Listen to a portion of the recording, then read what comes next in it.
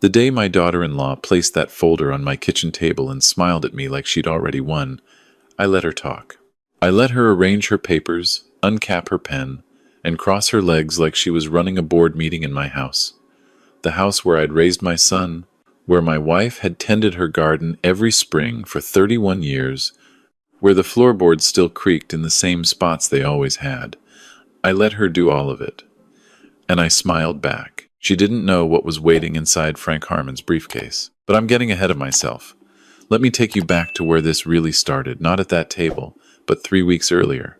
On a Tuesday morning in October, when I stood at the edge of a grave in the rain and watched them lower my wife into the ground, Margaret Calloway Maggie, to everyone who loved her, died on October 3rd after 14 months of fighting a cancer that had no interest in fighting fair. She was 61 years old. She had auburn hair that had gone mostly silver in the last decade, a laugh that could fill a room without trying, and a stubbornness that her doctors found both frustrating and, I think, quietly admirable. She fought that disease the same way she did everything in her life, with her chin up and her hands busy. We met when I was 24 and she was 22. I was a junior civil engineer at a firm in Columbus. She was a school librarian. I spilled coffee on her at a mutual friend's barbecue and spent the next 40 minutes apologizing while she kept telling me it was fine and smiling that smile that I never quite recovered from. We were married 14 months later. We had one child, Daniel Robert Calloway, born June of 1986.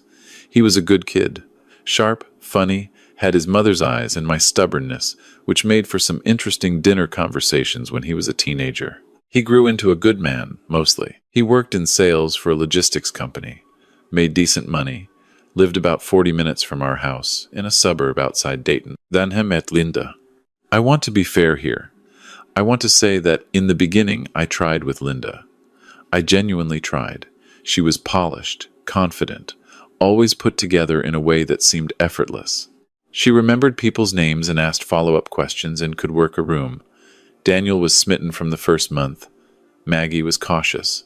I noticed Maggie's caution and filed it away, because in 31 years of marriage, I had learned that my wife's instincts about people were essentially infallible. She's very focused, Maggie said once, about 8 months into Daniel's relationship with Linda.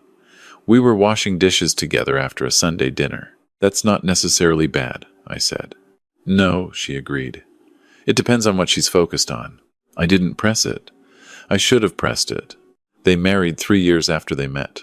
Linda's family was from Cincinnati, old money, adjacent, the kind of family that had a lot of pride about a diminishing amount of actual money, which I think made Linda perpetually anxious about financial security in a way that she never fully acknowledged. They had a son, Tyler, who was 8 years old when Maggie died and was, as far as I could tell, the one genuinely uncomplicated thing in the whole situation. He was a sweet kid who liked dinosaurs and called me Pop Pop and had absolutely nothing to do with any of what came later. When Maggie got her diagnosis, Daniel and Linda rallied. I'll give them credit for that, at least at the start. They came around more often. Linda brought food. Daniel sat with Maggie on the porch, and they talked for long stretches in the late afternoons. I was grateful. I was so consumed with Maggie, with her appointments, her medications, the particular and exhausting logistics of loving someone who is slowly being taken from you, that I didn't have the bandwidth to look carefully at much else. It was about 8 months into Maggie's illness when I noticed the shift. It was subtle at first.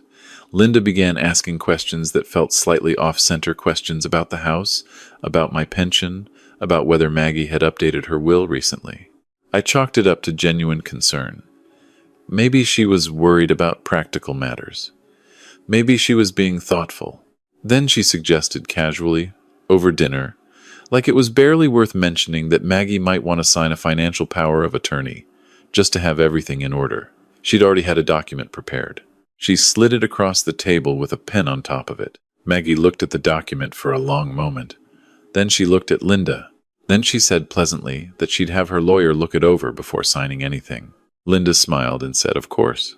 That made complete sense. 2 days later, Maggie called Frank Harmon. Frank had been our family attorney for over 20 years. He was a quiet, meticulous man in his early 70s who kept an office above a hardware store in our town and had handled everything from the purchase of our house to Daniel's emancipation paperwork when he turned 18 and went through a brief period of thinking that was a necessary gesture to independence. Frank was the kind of lawyer who remembered your wife's birthday and sent a card every year without fail. I didn't know what Maggie said to Frank in those calls. Not then. She didn't tell me, and I didn't ask. We had an unspoken agreement, Maggie and I, that we each got to carry certain things in our own way. She was carrying something. I could see that. But she also had enough to carry already, and I didn't want to add to it by making her explain. What I know now is that she called Frank 4 times between February and August of that last year.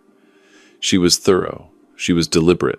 She was, as I said, stubbornly determined, even when the treatments were making her exhausted and the pain was constant and getting worse. She never told me what she'd done. She just told me, the week before she died, lying in our bed with the autumn light coming through the window, that I was going to be all right. I know you think you won't be, she said, but you will be. I've made sure of some things. I thought she meant emotionally. I thought she was talking about resilience. I held her hand and told her I believed her, and 3 days later she slipped away quietly in the early morning while I was sitting next to her. The funeral was on a Saturday. About 80 people came, which would not have surprised Maggie at all. She knew exactly how many lives she'd touched, and was always gracious about it without being vain. Daniel stood next to me at the grave. He was genuinely grief-stricken. Whatever else was true, he had loved his mother, and I don't want to take that away from him. Linda stood slightly apart from us, wearing a black dress that was a little too well chosen for a funeral, her face composed into an expression of appropriate sorrow. She held Tyler's hand. She looked at me once during the service with an expression I couldn't quite read. I was too sad to analyze it then. I filed it away. The first 3 weeks after Maggie died are a blur to me now. People brought casseroles. I sat in our living room and looked at her chair. I walked in her garden even though it was October and everything was going to sleep, just to be somewhere she had been with her hands. I'm not ashamed to say I talked to her out there sometimes. I don't know if she heard me. I like to think she was busy setting something up. Daniel called most days. He was kind on those calls, his regular self, the son I knew. Linda's voice was in the background sometimes. 2 weeks after the funeral, Linda called me herself. She asked how I was doing. I told her I was managing. She said she was glad, and then, without much transition, she said she thought it would be a good idea to sit down soon and go over the practical side of things. She used that phrase, the practical side of things, in a tone that suggested this was a generous gift she was offering me. I said that sounded fine, and we could do it whenever Daniel wanted. She said she'd been looking into things, and there were some decisions to be made fairly soon, and it might be good to have a family meeting at my house the following week. I agreed. I called Frank that same afternoon. The meeting was on a Thursday. Daniel arrived first, which I was glad for. We had about 20 minutes together in the kitchen before Linda got there, and it was the first time I felt like I had my son back from wherever he'd been living lately. We talked about Maggie. He cried a little. I made coffee, and we stood at the counter, and he told me about a memory from when he was maybe 12, a camping trip where Maggie had calmly relocated a snake that had gotten into the tent while Daniel screamed from the picnic table. I hadn't thought about that in years. We both laughed, and it hurt the way good memories hurt when the person is gone. Then Linda arrived. She came in with a large leather folder under her arm, kissed Daniel on the cheek, gave me a brief side hug, and began setting things up at the kitchen table with the focused efficiency of someone who had prepared for this moment. Papers, a notepad, 2 pens. She pulled out her phone and set its screen down on the table, which in my experience means someone is recording. I didn't mention it. I sat down across from her. Daniel sat at the end, between us, which I think was physically accurate to where he actually was. Robert, she said she never called me Dad, which I had long ago stopped taking personally. Thank you for letting us come. I know this is a hard time. I told her I appreciated it. She opened the folder. So I've done some research, and obviously we want to make sure everything is handled properly and that you're taken care of going forward. I nodded. Taken care of. I had been a licensed civil engineer for 34 years. I had designed bridges. I had a pension, a paid-off house, and a savings account with a number in it that would have made Linda's eyes water had she known it. But she didn't know it, and I had not corrected anyone's assumptions. "The house," she said, and glanced at Daniel. "It's a lot for one person, especially at your age." She smiled when she said your age, the kind of smile that is trying to disguise something as warmth. "And property taxes here are only going to go up. So we were thinking, and we've talked to someone about this, that it might make the most sense to put the house in Daniel's name for estate purposes. It would simplify everything enormously." "I see," I said. Daniel was looking at the table. "And then obviously," she continued, gaining momentum, "the financial accounts. We'd want to get Daniel added as joint owner, just as a practical matter, in case anything happened to you." Another smile. "God forbid, God forbid," I agreed. "The pension is a separate matter," she said, and here her voice shifted almost imperceptibly, a tighter calibration, like a lens being focused, but we did look into whether there's a provision for transfer. There isn't for the monthly payments while you're living, of course, but on the back end there are some options. She went on. I listened. She had clearly spent a great deal of time on this. There were several pages in the folder, and she walked through each of them with the confidence of someone who expected occasional soft pushback and had prepared answers for it. She talked about estate taxes. She mentioned a financial advisor she'd consulted. She used phrases like going forward and maximizing the assets and making sure Tyler's future is secure. At one point she said, "We all know Maggie would have wanted you to be comfortable." And I felt something shift behind my sternum. Not anger, exactly. Closer to clarity. Because Maggie would not have wanted any of this. And Linda had spoken to my wife maybe 30 times in their entire relationship. Most of them stilted Sunday dinners and a handful of holidays. And she had never once sat in our garden with her, or read to her during the bad treatment weeks, or held her hand during the nights when the pain was bad. She did not know what Maggie would have wanted. She knew what Linda wanted, and she was using my dead wife's name as a vehicle for it. I looked at Daniel. He was still looking at the table. "Daniel?" I said quietly. He looked up. "Is this what you want?" He opened his mouth, closed it. Something moved across his face that I recognized. It was the face he'd made at 12, when he'd broken a neighbor's window with a baseball and had to choose between telling the truth and going along with a friend's cover story. He had told the truth then. Maggie had made sure of that. Dad, I want to make sure you're okay. I want to make sure everything is set up right." "I know you do," I said. And I believed him. I believed that somewhere under all of it that was genuinely true. "Robert." Linda's voice had a new edge in it now, professional and just slightly impatient. "I understand this is a lot to process, but the reality is that you're 64 years old, and this house is a significant asset that should be protected properly. And the most logical way to do that is—" "The most logical way," I said, "is to let Frank handle it." A pause. "Frank Harmon? He's been our family attorney for 22 years. With respect, Robert, Frank is semi-retired, and estate matters have gotten considerably more complex." "Frank is here," I said, "and right on time because I had told him to arrive at 11, and it was 11 on the dot the front door opened with the key I'd given him that morning. And Frank Harmon walked into my kitchen carrying his worn leather briefcase and the quiet, unassuming manner of someone who has spent 40 years being underestimated by people exactly like Linda. The look on her face lasted only a second before she controlled it. But I saw it.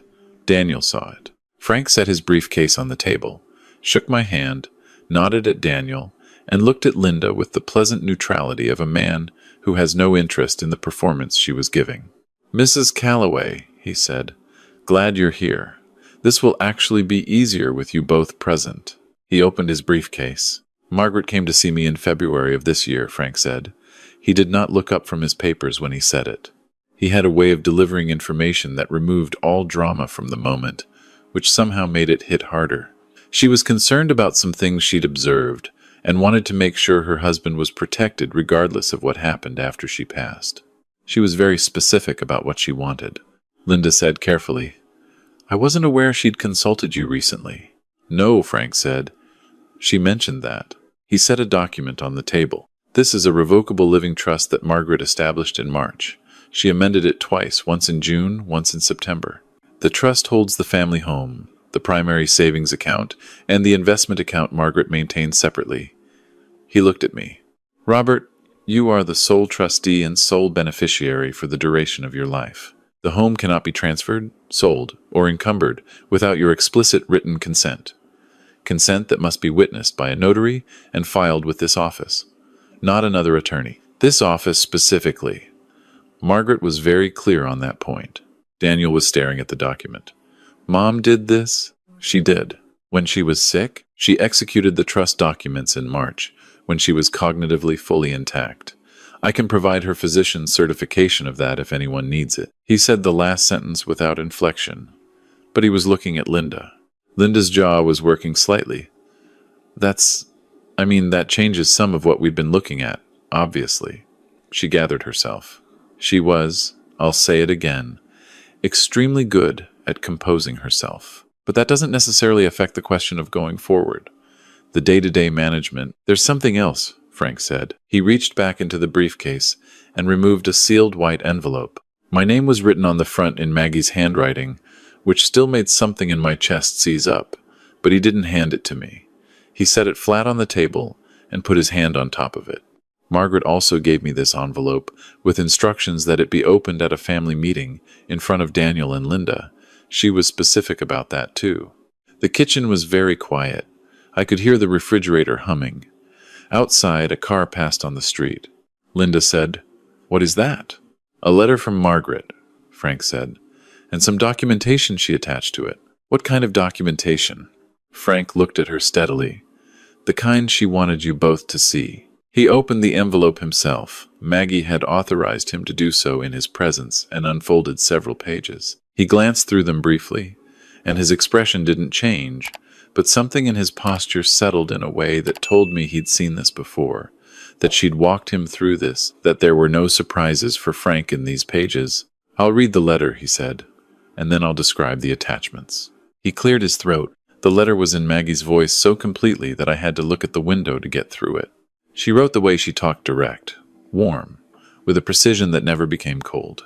She said she was writing this because she loved Robert and she loved Daniel, and because she had spent 14 months watching something unfold in her own family that she didn't have the strength to confront head-on while she was fighting for her life, but that she wasn't willing to leave behind her without addressing. She said she understood that Linda was afraid. She said she thought fear of financial insecurity was at the root of a lot of it, and she had some compassion for that even when she was angry. She said she did not write this letter to destroy Daniel's marriage or to punish anyone. She wrote it because Robert deserved to be protected, because Daniel deserved to know the truth, and because she would not let her death be used as a transaction. And then she said what she'd found. In January of that year, Maggie had been going through paperwork from a secondary savings account, one that she and Robert kept for emergencies, which Daniel had been added to as an authorized user years ago after a medical scare of my own that had made us want someone who could access funds quickly if needed. She had noticed, over the course of several months of statements,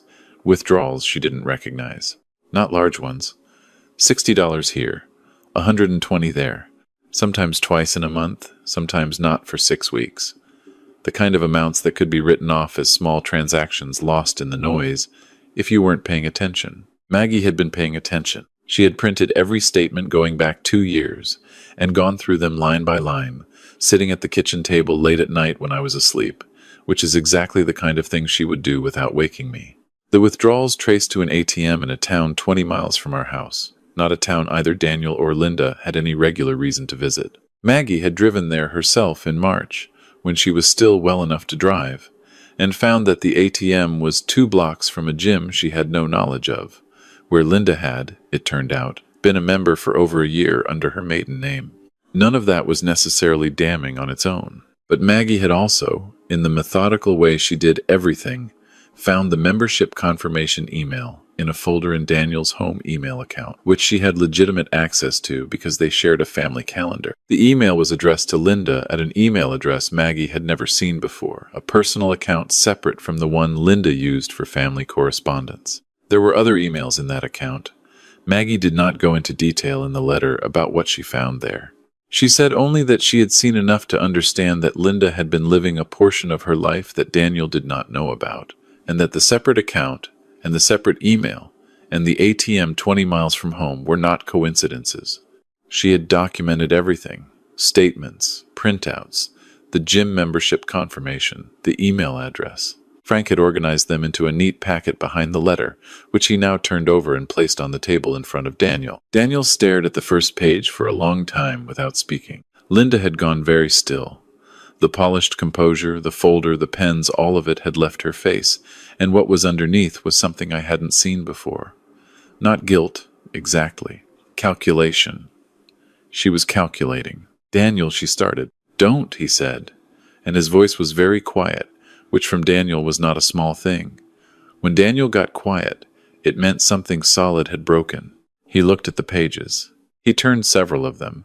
He looked at the ATM locations and the dates and the email address he had never seen, and I watched my son's face go through several things at once: disbelief, recognition, a kind of interior collapse that I remembered from when he was young, and something he'd believed in turned out not to be true. He set the pages down on the table. He didn't look at Linda. He looked at me. "Dad," he said, and stopped. "I know," I said. "Mom did all this while she was—" "I know." He put his hand over his eyes for a moment. His shoulders moved once. Then he straightened up and dropped his hand and looked at Linda with an expression I had never seen on my son's face before, and I hope not to see again, because it was the look of someone who has understood something that cannot be ununderstood. Linda was already talking. She had found her footing again somehow, had launched into something about context and misunderstanding and the timing of everything being manipulated, and she was using her hands expressively the way she did when she was performing conviction she didn't feel. She said the word unfair 3 times in quick succession. She looked at me once with something that might have been an attempt at appeal. I said nothing. Frank said nothing. Daniel said, "Stop talking, Linda." She stopped. The kitchen was quiet again. Outside, the wind had picked up and the oak tree in the backyard was moving. Maggie had planted that tree 22 years ago from a sapling. It was enormous now. She used to say that was one of her better long-term investments. Frank gathered his papers with the unhurried efficiency that was his signature.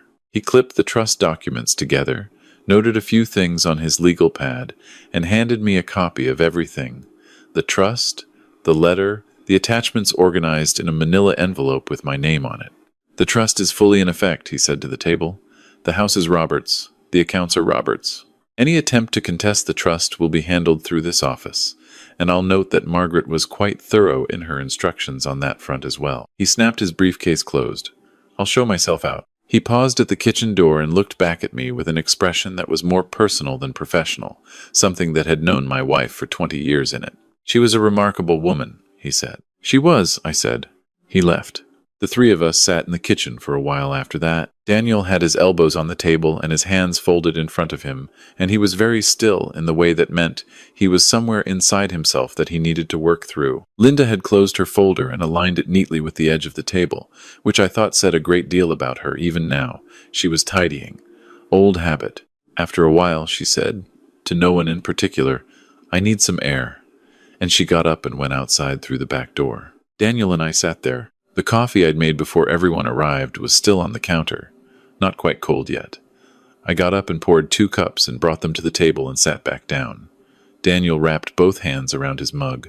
"I didn't know about any of it," he said. "The account, He stopped. "I know you probably think—" "I don't think that," I said. "I should have." "You were also dealing with losing your mother," I said. "That takes up a lot of room." He was quiet. Then, "She had that information for months, and she didn't say anything to me." "She was protecting you," I said, "until she knew you were ready to hear it." He thought about that. How did she know I'd be ready? I considered this. Outside, I could see Linda standing at the far edge of the yard near the fence, her back to the house, her phone against her ear. I watched her for a moment. "I think she trusted that you were still your father's son," I said, when it came down to it. He looked at me for a long time. His eyes were red at the edges. "I'm sorry, Dad." "For what specifically?" "For letting it get this far. For not I saw some things I explained away, and I shouldn't have." "People do that," I said, "when they love someone." "She used your emergency account." "She did." "That's he," pressed his lips together. "We'll make that right. Whatever's missing, I'll replace it personally." "I know you will," I said. "That's not what I'm worried about." What I was worried about, what I was sitting with in that quiet kitchen with the coffee getting warm in my hands, was my son. My son, who had his mother's eyes and had told the truth about the broken window when he was 12 and had been somewhere inside all of this, trying to do right by everyone and managing to do right by no one, including himself. That was the part Maggie had known. That was why she had written the letter the way she did, not to incinerate, but to illuminate. She had never been interested in destruction for its own sake. She was interested in her son being able to see clearly, even when the seeing was hard. The back door opened and Linda came back inside. She had the careful, deliberate composure of someone who has made a decision while standing outside. She looked at Daniel rather than me. "We should go," she said. "I think we should go." Daniel didn't move. She said his name. "I'll call you tonight," he said. It was not the response she'd expected, I could tell. She waited a beat, then picked up her folder, gathered the pens that were still on the table, and walked through the house and out the front door. Her heels made sharp, precise sounds on the hardwood that Maggie and I had refinished ourselves the summer of 2008. Then it was just Daniel and me. We sat there for another hour. We didn't talk about the trust or the accounts or Frank or any of it. We talked about Maggie. He told me things she'd said to him in those long porch conversations during her illness. Things she'd said about the kind of man she hoped he'd be, about what she most wanted for him, about how much she had loved the life we'd made, even when it was hard, and even at the end when it was the hardest it had ever been. He cried twice. I cried once. We finished the coffee and I made more. Before he left, he stood in the doorway, the way he used to when he was a teenager, and didn't quite know how to exit a difficult conversation, weight on one foot, hand on the doorframe. "What are you going to do?" he asked. I knew he meant broadly, the whole shape of things. "I'm going to take care of the garden," I said. "It's been neglected. Your mother would have things to say about the state of those beds." He almost smiled. Not quite, but almost. "And after that?" "After that, I'm going to figure out the rest of it." He nodded slowly. "I might need some time to figure out some things too." "Take all the time you need," I said. "I'll be here." He hugged me, a real hug, the kind that has some weight in it, and walked to his car. I stood at the front door and watched him drive away, and then I stood there a little longer in the cold October air. The neighborhood was quiet. The sky was a flat, pale gray. 3 houses down, someone's dog was barking at something only it could see. Everything looked exactly the same as it always had, and nothing was the same at all, and somehow both of those things were true simultaneously, which is the strange math of grief. I went back inside. I walked through the living room, past Maggie's chair, past the bookshelf where her library books were still stacked in the order she'd left them, past the photographs on the hallway wall, our wedding, Daniel's graduation, a vacation in Montana that we'd almost not taken because money was tight that year and had ended up being one of the best weeks of our life. I walked into the kitchen and rinsed the coffee cups and stood at the sink looking out the window at the backyard, at the oak tree. I thought about Maggie driving to that town 20 miles away in March, when she was already exhausted from treatment, sitting in her car outside an ATM to understand something she didn't want to have to understand. I thought about her at the kitchen table late at night, with the bank statements spread out in front of her, doing what she did, applying her quiet, undefeatable attention to a problem that was hurting her family.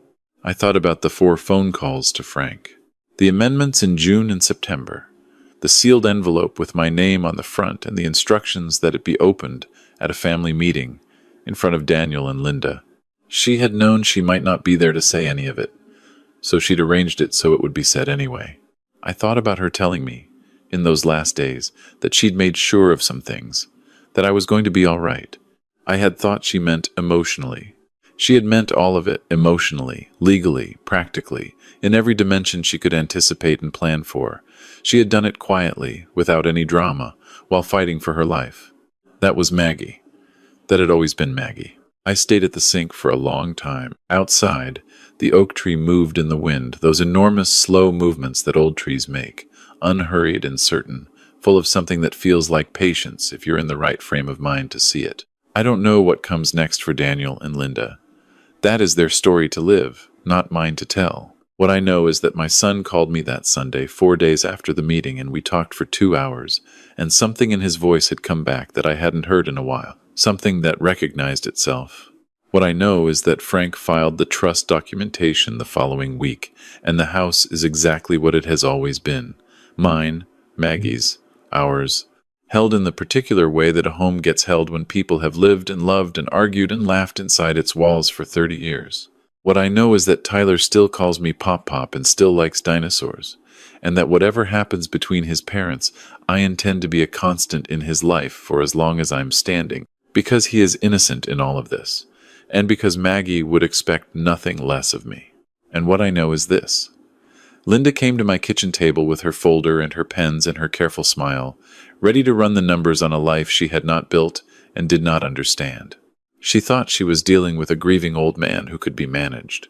She was dealing with the aftermath of a woman who had spent 31 years building something worth protecting, who had seen what was coming before any of the rest of us, and who had, with extraordinary quiet precision, made sure that the thing she loved most would still be standing long after she was gone. Greedy people make the mistake of assuming everyone else is thinking about what they can take. They forget that some people spend their whole lives thinking about what they can give. Maggie gave me a house, a life, a son, and 31 years that I would not trade for anything in this world. She also gave me one October Thursday, a briefcase, and a sealed white envelope. That was enough.